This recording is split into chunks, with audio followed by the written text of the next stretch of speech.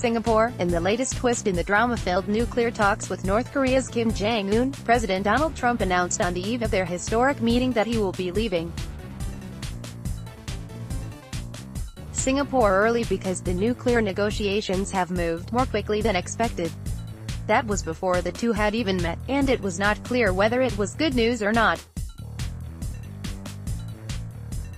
No details were given on any possible progress in preliminary talks between aides at the talks, and the abrupt change in schedule came shortly after U.S. Secretary of State Mike Pompeo had seemed to lower expectations for the meeting, which Trump had earlier predicted could potentially yield an on-the-spot end to the Korean War. Instead, Pompeo suggested the summit, while historic, might yield little in the way of concrete success other than to pave the way for more meetings in the future. On the day before the meeting, weeks of preparation appeared to pick up pace, with U.S. and North Korean officials meeting throughout Monday at a Singapore hotel. Trump spoke only briefly in public, forecasting a nice outcome for the summit during a meeting with Singapore's Prime Minister. Kim spent the day mostly out of view, until he left his hotel for a late-night tour of Singapore sites, including the Flower Dome, billed as the world's biggest glass greenhouse. Trump's early departure will be second from a summit in just a few days. The sudden change in schedule added to a dizzying few days for foreign policy for Trump, who shocked U.S. allies over the weekend when he used a meeting of the Group of 7 industrialized economies in Canada to alienate America's closest friends in the West. Lashing out over trade practices, he lobbed insults at the G7 host, Canadian Prime Minister Justin Trudeau. He left early, and as he flew to Singapore, he tweeted that he was yanking the U.S. out of the traditional group statement. As Trump was trying to build a bridge with Kim, he was smashing longtime alliances with Western allies with his abrasive performance at the G7. He continued to tweet angrily at Trudeau from Singapore, saying Monday, "Fair trade is now to be called fool trade if it is not reciprocal." Trump advisors cast his actions as a show of strength before the Kim meeting. Economic advisor Larry Kudlow told CBS News in Washington that Kim must not see American weakness. Trump, after the first-ever meeting between U.S. and North Korean leaders, had been scheduled to fly back to Washington on Wednesday morning after spending Tuesday with Kim in Singapore.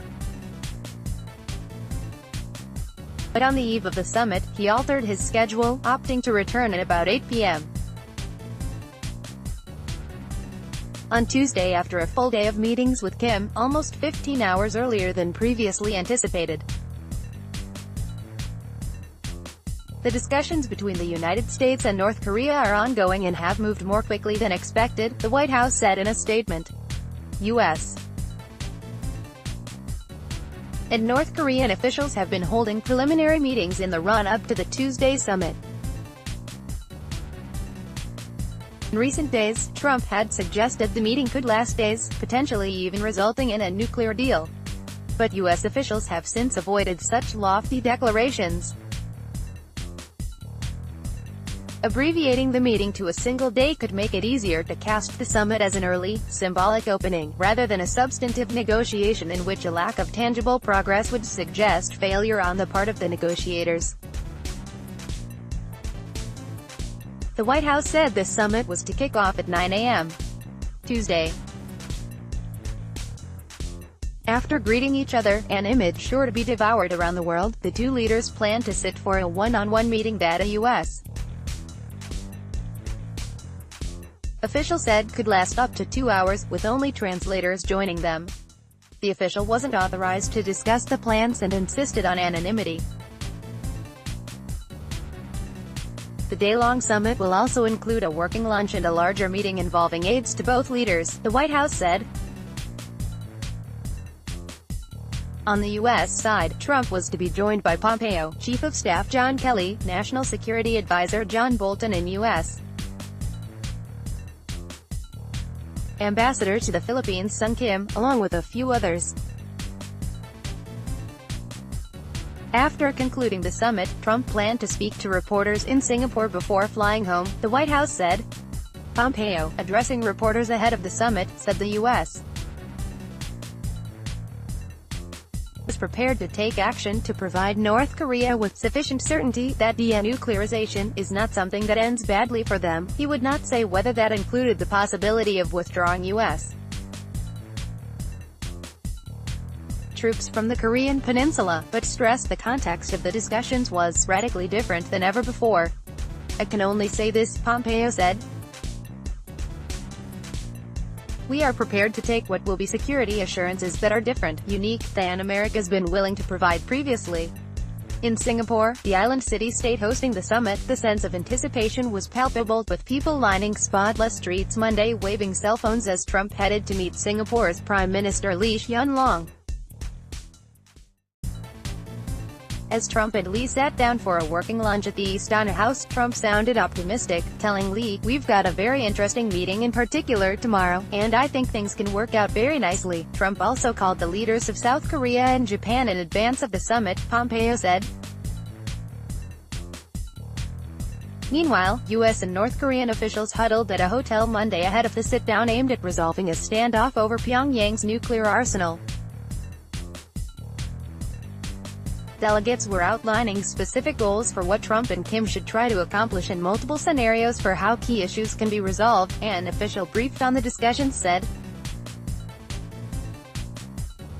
The meetings also served as an icebreaker of sorts as the teams worked to get better acquainted after decades of minimal U.S.-North Korea contact. Trump and Kim arrived in Singapore on Sunday, both staying at luxurious and heavily guarded hotels less than half a mile apart, with Trump at the Shangri-La Hotel and Kim at the St. Regis Hotel. Trump, too, has recently sought to minimize expectations, saying additional meetings may be necessary.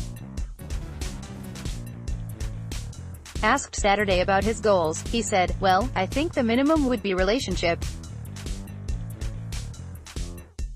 You would start at least a dialogue, because, you know, as a deal person, I have done very well with deals." The North has faced crippling diplomatic and economic sanctions, which began years before Trump's maximum pressure campaign, as it has advanced development of its nuclear and ballistic missile programs. Experts believe the North is close to being able to target the entire U.S. mainland with its nuclear-armed missiles, and while there's deep skepticism that Kim will quickly give up those hard-won nukes, there's also some hope that diplomacy can replace the animosity between the U.S. and the North. While advisors insist Trump has been reviewing briefing materials, he says his gut instincts will matter most when he gets in the room with Kim. He told reporters, "I will know, just my touch, my feel.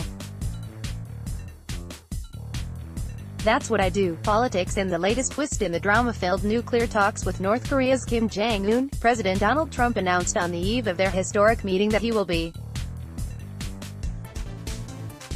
leaving Singapore early because the nuclear negotiations have moved more quickly than expected. Trump-Kim Summit, Singapore 1178, Monday the 11th of June 2018, 1:15 p.m. 2018-15-11, Monday the 11th of June 2018, 1:15 p.m. Newsmax Inc.